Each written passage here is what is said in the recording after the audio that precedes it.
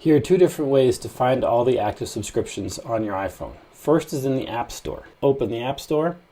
On the top right, you'll see your Memoji or just your initials.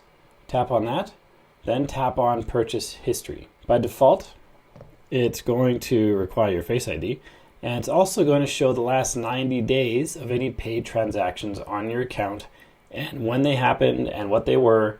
You can tap into them and see all the details, including taxes and how you paid and all that kind of stuff. And if you tap into any one of these receipts, you can tap on Manage Subscriptions, and here you can see all plans to change your plan to a different one if that's available for that app.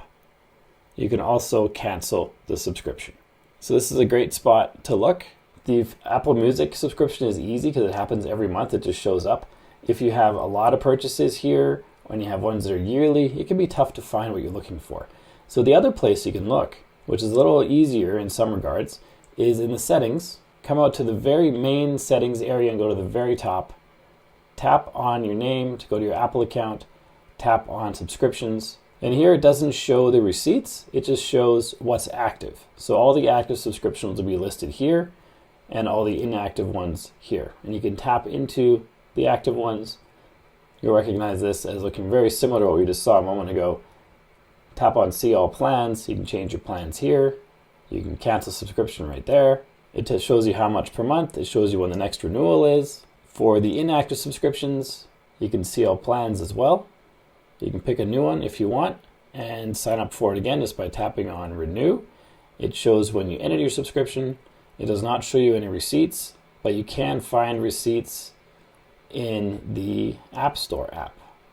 So if you wanted to find that Simply Piano, and for tax reasons or something you wanted to find the receipts, just use that search bar right there. You gotta change your time frame. So right now I'm looking for Simply Piano, but it's in the last 90 days, but we canceled before that.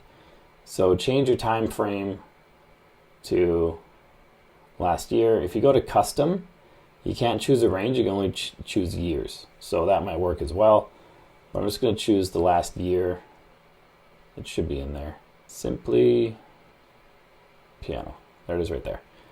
And this will show us an actual purchase receipt, which we could then use for tax purposes. So that's a couple ways to find the active, and in this case, as a bonus, the inactive subscriptions on your iPhone. I hope this video helps. If you haven't done so yet, make sure you like and subscribe because that really helps the channel and I really appreciate it.